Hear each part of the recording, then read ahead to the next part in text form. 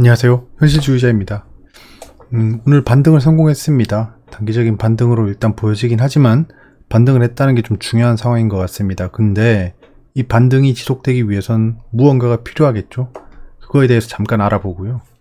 저점 판단하기에는 아직은 미흡한 수준으로 보여집니다.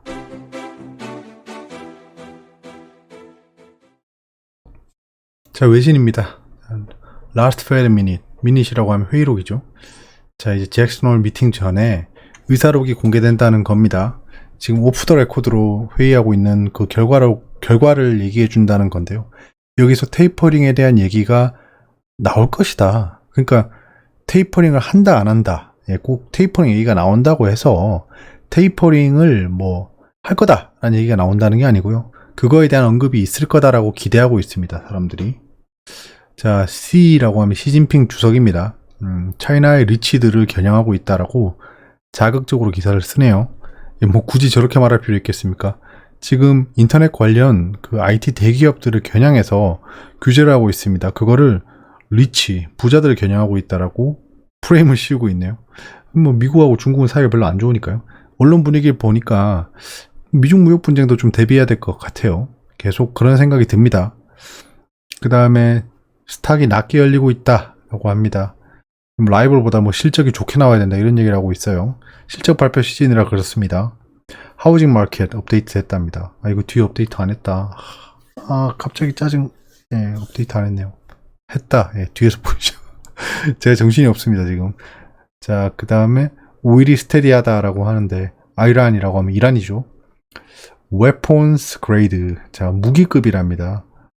우라늄이라고 하면 우라늄이죠. 우라늄이 무기 등급까지 왔다네요. 그럼 저거는 그 핵무기를 얘기하는 거죠. 그 우라늄이 핵무기 수준으로 왔다라는 겁니다. 이렇게 되면 지정학적 리스크가 더 증가하죠. 그럼 이란의 핵 제재가 다시 막 화두에 오르겠죠. 그럼 뭐 미국을 중심으로 해서 이란 제재에 들어갈 겁니다. 그러면 어떻게 되죠?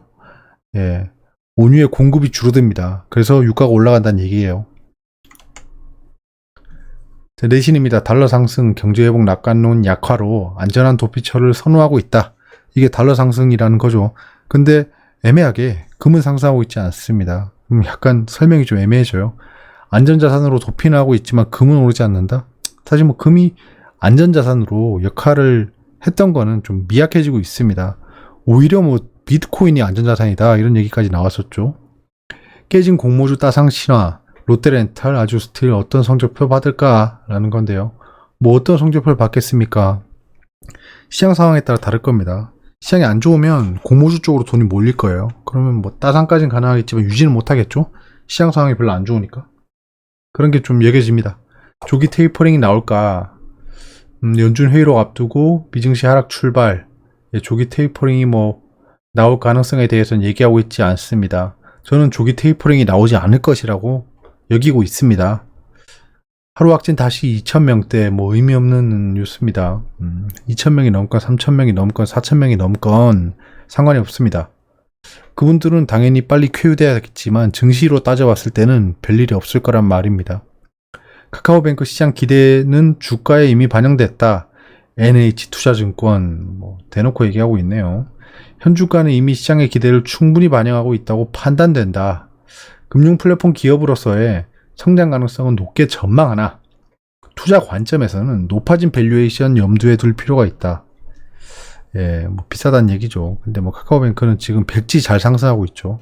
굳이 뭐 저런 의견에 휘둘릴 것 같지 않습니다. 저야 뭐 삽질해서 배 아파라고 할 수 있겠지만 저들은 저러면 안 되죠. 자, 경제 지표입니다. 업데이트 해놓고 제가 기억을 못하고 있었어요. 보시면 하우징 데이터라고 했죠. 하우징 데이터가 없잖아. 건축 승인 건수는 예측치보다 좋게 나왔네요. 여기 보시면 주목해야 될 게 소비자 물가지수가 영국이 상승하지 않았습니다. 그러니까 원자재 상승에 따른 거기에 돈을 푸는 거에 따른 그 물가 상승 압력은 어느 정도 해소됐다라고 보여집니다. 그러니까 인플레이션은 오고 있지만 그 외적인 요인으로 인한 인플레이션은 약간 약해지고 있다는 겁니다. 그래서 이제 막 소비자 물가가 팍팍팍 치솟지는 않을 것 같아요. 그러면 그 말은 뭐냐? 굴이나 대두 이런 것들이 급상승하지 않을 거라는 거죠. 원유를 포함해서. 본유재고는 좋게 나왔네요. 네, 홍층씨가 반등했습니다. 저점을 붕괴하고 반등세를 연출했죠. 보시면 자, 확대를 해볼까요? 자, 확대를 하면 뭡니까 이게? 예, 확대를 하면 지금 저점을 깨고 내려갔다가 밑꼬리를 달고 올라왔습니다. 그런 상황이에요. 그러면 거래량은 올라오지 않았죠. 자, 코스닥입니다. 코스닥도 지금 밑꼬리를 잠식하는 음봉이 발생한 후에 얘는 밑꼬리가 좀 없었구나. 네, 그래서 저점을 훨씬 붕괴하고 다시 올라왔습니다. 저는 이걸 좀 우려를 했어요. 예, 근데 반등을 하고 끝났습니다. 이게 제가 생각했던 거랑 다른 거예요. 저는 반등세가 크지 않을 거라 생각했습니다. 사실 코스닥은 반등세가 크지 않았죠. 어찌 보면 크지 않았는데 코스피는 이전 음봉 위로 올라갔다 내려왔어요. 이전 음봉의 바디 몸통의 위로 올라갔다 왔다는 겁니다. 그러니까 지금 코스피랑 코스닥은 다르게 움직였어요. 지금 해외 증시는 보시면 예, 지지부진합니다. 예, 그 보합 상태고요. 약보합 상태죠. 약보합. 근데 뭐 잭슨 홀 미팅에 대한 그 회의록이 나오면 좀 반응이 달라질 것 같습니다. 그거에 대해 막 환호하진 않을 거지만 증시의 방향이 좀 결정될 것 같습니다. 미국은 지금 뭐 우리랑 다르게 백지 잘 상승하고 있죠. 의료 관련주들이 조정을 보이고 있습니다. 최근에 상승폭이 커서 이것도 기술적 조정으로 보여집니다. 뭐 얘들이 딱히 악재가 있는 게 아니잖아요. 그러니까 악재건 호재건 없이 움직이는 건 다 기술적인 움직임이라 보여집니다. 자, 투자의 기준봉 다시 업데이트 해볼까요? 사실 뭐 이게 케이스 1번이다 라고 생각할 수도 있는 흐름이 발생하긴 했어요. 자, 보시면 자, 옆으로 갑시다. 이게 케이스 1번인데요. 너무 확대했다. 이게 아니지. 죄송합니다. 제가 지금 정신을 못 차리네요. 다시 볼게요. 자, 지금 코스피가 그 전날 저점을 훼손하고 내려갔다가 올라와서 몸통 중간에서 끝나는 게 케이스 1번입니다. 이러면 상승세가 더뎌지겠죠. 왜냐, 이 몸통이 저항이잖아요. 맞죠? 여기서 수많은 전투를 하고 내려왔잖아요. 여기 매물대가 쌓였다는 겁니다. 매물대, 일단 매물대가 그렇고요. 케이스 2번은 전날 음봉의 바디를 뚫고 올라가고 끝나는 겁니다. 근데 뚫고 올라가고 끝나지 못하고 내려왔죠. 윗꼬리가 달렸다는 겁니다. 케이스 1번, 2번도 아니에요, 이건. 자, 코스닥을 보시면 지금 현재 얘는 케이스 1번을 형성했습니다. 어찌 보면 케이스 1번을 형성했죠. 그러면 내일 시초가가 하락하고 시작해서 다시 전날의 양봉을 뚫고 올라가면 여러 가지 해석이 가능해지는 거죠. 시장 상황에 대해서. 그러니까 이게 막 모양 맞추기 하는 퍼즐이 아니고요. 그냥 사람들의 생각이 이럴 거다라고 추정하고 있는 겁니다. 글을 막 적어놨잖아요. 밑골이 발생한 건 바닥 매수세가 유입된 거고, 그 다음 날은 시초가가 떨어져서 그 분위기를 안 좋게 형성했지만 양봉으로 밀어 올렸다는 거잖아요. 그것도 전날에 그 캔들을 뚫어 올렸다는 겁니다. 그러면 바닥 매수한 이 애들의 그 물량을 받아서 더 올렸다는 거잖아요. 어찌 보면. 그렇게 판단하는 게 케이스 1번이고요. 케이스 2번은 일단 전날 그 밑꼬리를 달고 끝났지만 그 시초가가 떨어져서 시초가가 떨어져서 시작할 수도 있다는 겁니다. 근데 시초가 뜨고 밑꼬리 때문에 분위기가 좋아졌을 거 아닙니까? 시초가가 뜬다는 겁니다. 시초가가 뜨고 시작했는데 그 전날의 음봉을 모두 그 해소하고 끝나버린다는 거죠. 그러면 이 음봉, 그 전날에 발생한 음봉에 대한 악재는 다 씹어 올렸다는 거겠죠. 근데 이게 요 캔들만 보면 안 되고 한 가지를 더 봐야 된다는 겁니다. 지금 기술적 반등 구간으로 여겨집니다. 기간의 단기 매수로 추정하고 있어요. 왜냐하면 이 금융투자 중심으로 이루어졌거든요. 상세한 내용을 보시면 오늘 그 증시가 이렇습니다. 나머지 수치는 뒤에서 보고 이 움직임만 보면요. 여기 초록색이 외국인입니다. 기관이 초록 그 파란색인데요. 연기금이 여기 약간 갈색인데 얘들은 쌩까고요. 얘들은 지금 국내 주식에서 탈출하겠다는 플랜을 세웠기 때문에 매수를 기대하기 어렵습니다. 그 와중에 또 연기금 애들이 또 크래프톤을 사고 있더라고요. 정말 이해할 수 없는 애들이죠. 얘들이 한참 사던 게 하이브입니다. 하이브. 빅히트. 지금 빅히트 상승했죠. 참 신기해요. 자, 아무튼 보시면 기관이 매수를 했다고 뜨는데 결국에는 단기 트레이딩을 감행하는 금융투자라는 겁니다. 금융투자가 오늘 증시를 받쳤다. 일단은 단기적으로 얘들이 뭐 콜 매도를 하거나, 그러니까 만약에 외국인이 콜 매수를 한다. 그러면 누군가는 콜을 매도했다는 거잖아요. 옵션은 사고 파는 거거든요. 그러니까 콜을 매수했다는 건 누군가 콜을 매도했다는 건데, 그 금융투자가 콜을 매도하면 현물을 산다는 겁니다. 그러니까 오늘 제가 선물 시장을 체크를 안 해봤는데, 만약에 콜 매수가 있었으면 금융투자가 콜 매도를 했고, 그 콜 매도에 대한 해지로 현물을 산 겁니다.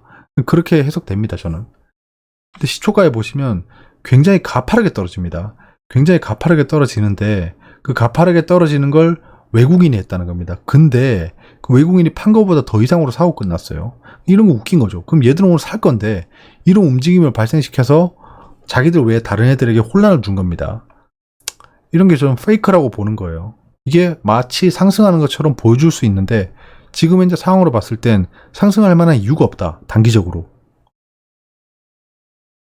저점 형성 이후에 중요한 건 거래량이라고 생각합니다. 거래량. 지금 보시면 이게 그때 지옥 구간이죠. 숫자만 봐도 알죠. 그때 코로나 폭락 지옥 구간입니다. 보시면 제가 파란색이랑 빨간색으로 구분을 했는데요. 파란색, 즉 급락을 한 다음에 반등세를 연출하는 건데요. 자, 급락 이후에 반등세를 하는데 여기 보시면 거래량이 올라가지 않아요. 거래량이 올라가지 않습니다. 미미하게 움직이고 있지만 거래량이 확 올라가지 않아요. 자, 두 번째, 그 다음 급락이 왔죠. 자, 그 다음 두 번째, 급락 이후에 그 상승세를 좀 보여줬습니다. 급락했던 거래량보다 그 반등할 때 거래량이 더 낮죠. 그리고 그 다음날도 낮습니다. 그대로 하락해버리죠. 자, 근데 급락한 이후에 그 상승을 해줬습니다. 거래량이 조금 올라갔죠. 그 다음에 거래량이 안 받쳐져서 떨어지고 그 다음부터 거래량이 점점 올라가죠. 이렇게. 그때 주가를 보면 올라가고 있습니다. 그 다음에 또 단기 저점 형성하고 다시 거래량이 올라가죠. 다시 주가는 상승합니다. 그래서 요 흐름을 한번 보세요. 그 다음에 이어집니다. 쭉 올라간 다음에 다시 또 무슨 이때 뭔 악재였더라 이때 2차 확산인가 그럴 거예요. 아마 2차 확산인가 그럴 겁니다. 떨어졌다. 갭 하락했어요. 갭 하락을 했습니다. 굉장한 악재가 있었다는 거겠죠. 이 시장 자체가 갭 하락을 했으니까. 갭 하락 이후에 또 저점을 쭉 형성합니다. 이때 아마 또 그 사이드카 터졌을 거예요. 사이드카 터졌을 때 거래량, 그 다음날 상승할 때 거래량이 이전보다 높습니다. 거래량이 높게 형성되고 있죠. 그걸 좀 상승하나 싶었는데 일단 하락을 하지 않아요. 상승하나 싶었는데 다시 조정을 보입니다. 조정 보일 때 거래량, 그 다음에 올라갈 때 거래량을 보시면 확 올라갑니다. 자, 이 거래량 이후에 어떻게 되죠? 상승합니다.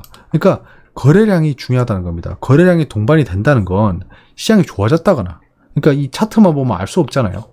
이때 무슨 일이 있었는지 알 수는 없지만 예측할 수 있잖아요. 갭 하락이 발생했다. 무언가 악재가 큰 게 있었구나. 근데 거래량이 올라가면서 주가가 올라가는구나라고 하면 그 악재가 해소돼가고 있고 시장 상황이 좋구나라고 그냥 여기서 히스토리를 파악할 수 있잖아요. 한마디로 지금부터 찐 반등을 이어가려면 거래량이 동반돼야 된다는 겁니다. 거래량이 동반된다는 건 사는 사람들이 많아졌다는 거잖아요. 파는 사람들도 많아진 겁니다. 사는 사람이 많아졌다고 해서 파는 사람이 주는 게 아니죠. 생각해보면 사는 사람이라는 건 판 사람이 그냥 동일하게 있어야 되는 겁니다. 내가 한 주를 사려면 누군가 한 주를 팔아야 돼요. 즉 사는 사람들이 굉장히 많아졌다. 사려고 하는 사람들이 많아져서 거래량이 활발해졌다는 겁니다. 그러면 시장 상황이 좋아졌구나를 예상할 수 있는 거죠. 그래서 반등을 확실하게 보려면 거래량이 발생해야 된다. 거래량이 터져야 사람이 많아집니다. 이해 타산이 묻은 가격대가 형성되는 거죠. 이게 매물대라는 건데 제가 매물대 영상 올렸잖아요. 예전에. 그 매물대 영상을 보시면 사람들이 많이 모이는 게 왜 지지가 되고 저항이 되는지를 한번 논리적으로 생각을 해봤습니다. 자, 크래프톤 단기 트레이딩 중이죠. 제가 지금 크래프톤 말고 다른 건 보고 있지 않아요. 거의. 지금 백지 잘 상승하고 있죠. 어떻게 설명해야 되냐 이걸. 자, 추세선 그거 볼까? 5분봉이라 추세선 의미 없어요. 근데 단기 트레이딩 하는 애들은 5분봉, 3분봉 켜놓고 단기 트레이딩 하죠. 지금 추세 그대로 움직이고 있습니다. 그럼 내일 좀 떨어지겠죠? 그렇다가 또 이렇게 겁주다가 다시 이렇게 올라갈 수 있겠죠. 근데 지금 크래프톤 자체가 분위기가 나쁘지 않습니다. 제가 IPO를 수없이 봤었는데 제가 봤을 때 지금 분위기가 좋습니다. 분위기가 좋기 때문에 제가 지금 당장 팔 이유는 없는 거예요. 제가 단기 트레이딩하러 들어왔는데 지금 단기 스윙이 되고 있습니다. 일단 전고점을 돌파하는지 볼 거예요. 전고점이 저항이 되겠죠, 당연히. 저항이 되는데 지금 요렇게까지 돈을 쓰면서 특히 여러분들이 차트 복귀가 가능하시면 그 호가 창료, 키움의 복귀 차트라는 게 있습니다. 그걸 보면 제가 오늘 영상 올릴까 말까 하다가 시간이 너무 오래 걸려서 그거는 넘어갔는데 한번 보는 것도 좋을 것 같아요. 제가 지금 기록은 다 해두고 있거든요. 저는 특이한 움직임이 발생하면 종목 메모창에 다 적어 놓습니다. 몇 시, 며칠, 몇 시, 몇 분에 어떤 일이 발생했다, 이렇게. 여기 거래량 터진 것들, 보시면, 그냥 매물대로 그냥 박살냅니다. 한 번에 막 100억씩 투자해요. 어떤 놈인지 모르겠는데, 100억씩 막 사버립니다. 뭐 개인 투자자 아니겠죠. 뭐 아니면 뭐 슈퍼개미거나. 그런 애들이 그 호가창에 매물대를 형성시켜 놓고, 매물대라고 하면 안 된다. 호가창에 매도 벽을 형성해 놓고 상승을 막는 것처럼 보여요. 막는 것처럼 보이는데 점점 올라가다가 그 매물벽에 탁 막히면 사람들이 숨이 턱 막히잖아요. 오씨, 이거 저거 뚫을 수 있나? 저 100억 넘는데? 라고 생각할 때 그 호가창을 치워버린다는 겁니다.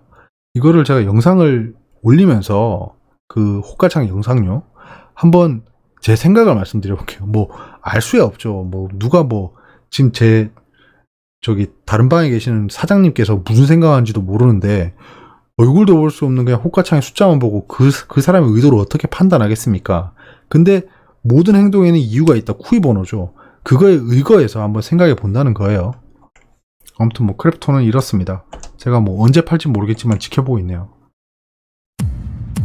자, 세 가지 악재가 있는 거죠. 이 세 가지 악재를, 일단은 이 세 가지 악재가 해소되는지 보는 거예요. 그 단기 경기 회복이 더뎌지고 있다에 대한 건 오늘 페드 의사록에 나올 겁니다. 그래서 그게 해소될지를 보는 거예요. 근데 저 아프가니스탄은 뭐 모르겠죠. 예. 이걸 봐야겠죠. 단기 반등 시에 현금화를 고려하고 있어요. 인버스는 매수할 예정입니다. 일단은 요 며칠, 요 한 2, 3일 동안 상승하면 저는 일단 상승을 지켜보다가 좀 괄목할 만한 단기 상승세가 나오면 인버스를 매수해 볼 예정입니다. 바로 매수하지 않을 거예요. 인버스 매수는 굉장히 신중해야 됩니다. 지난번에도 인버스 바닥을 잡았는데 어쩔 수 없이 팔았죠. 예, 팔았는데 그 뒤에 좀 하락을 해서 그때 당시 인버스 투자에 실패했어요. 이번에는 인버스를 좀 신중하게 사볼 예정입니다. 경계는 극대화하고 있습니다. 지금 단기적으로 인버스 매수도 고려하고 있을 정도로 경계를 극대화하고 있고, 코스피는 2900, 코스닥은 870을 보고 있습니다. 이러다 또 20분 넘겠다. 빨리 하시죠. 예, 이건 제가 보고 있는 그 섹터입니다. 지금 메타버스만 가지고 있지 않아요. 아주 콜드체인, 저 태경케미컬 얘기한다는 게 또 까먹었네요. 제가 어제 이 말 또 했죠. 제가 약간 좀 요즘에 뭔가 치매가 오고 있는 것 같습니다. 그리고 저 오늘 코로나 검사도 해가지고 처음 해봤습니다. 코로나 해보신 분들이 있으시죠? 기분이 좀 그렇던데 이거 다시 하고 싶진 않네요. 아무튼 제 포트가 이렇습니다. 이제 단기, 중기 포트가 이렇고요. 제가 그 단기 반등시 현금화 한다고 있잖아요. 얘들이 다 대상인 겁니다. 얘들이 다 대상이에요. 이제 중장기 포트는 여기 안 넣었잖아요. 얘들이 대상이고, 지금 여기서 좀 애매한 게 뭐지? 쭉 보면 어디 보자. 제일 애매한 게 뭐지? 드림 시큐리티 저거 색깔을 안 바꿨다. 드림 시큐리티 저 지금 손실권 진입했습니다. 약손실권이에요. 제가 바닥에서 한번 매수했잖아요. 그래서 약손실과 그 약수익을 왔다 갔다 하고 있었는데 오늘은 최종적으로 약손해로 끝났습니다. 저건 바꿔야 되고요. 죄송합니다. 그리고 어디 보자. 제일 애매한 게 삼익 THK겠구나. 삼익 THK가 지금 애매합니다. 모멘텀이 안 보여요. 4차 산업혁명으로 들어갔는데 모멘텀이 안 보인다 이거죠. 야 20분 넘겠다. 빨리 가자. 자, 이건 봤으니까 넘어가려고 했는데 안 본 게 있죠. 자, 투자자 예탁과 뭐 CMA 잔고가 좀 줄었는데 의미 없어요. 지금 IPO 때문에 그렇습니다. IPO 때문에 늘었다 줄었다 하는 거예요. IPO가 끝나고 나면 그 평잔으로 올 겁니다. 평잔고. 자, 그리고 지금 미주금 잔고 올라가는 게 보이죠? 지금 적극적으로 단기 트레이딩 하고 있다는 겁니다. 신용자 잔고는 지금 SK하이닉스, 삼성 등등 그 하락을 이용해서 신용이 들어오고 있습니다. 저는 이게 반드시 청산될 거라고 생각합니다. 단기적으로 신용 절대 쓰지 마세요. 이거 청산됩니다, 진짜. 이거 분명히 지금 외국인 기관이 시간이 넘어가시죠. 오늘 하한가 6개 나온 거 체크하시고요. 미증시 저렇게 흘러가고 있고 궁금한 게 있으면 댓글로 말씀해 주세요. 야, 간만에 오늘 영상 2개 찍었네요. 왜냐면 저 오늘 계속 집에 있었거든요. 그랬습니다. 아무튼 여기까지고요. 시장이 좀 위태위태하죠. 좀 힘들고 아리까리하고 그럴 겁니다. 다 같이 좀 머리를 맞대고 연구를 해보는 게 좋을 것 같아요. 저도 이렇게 연구하고 있고 여러분들에게 공유 드리고 있으니까 한번 여러분들도 많이 공부해 보시기 바랍니다. 감사합니다.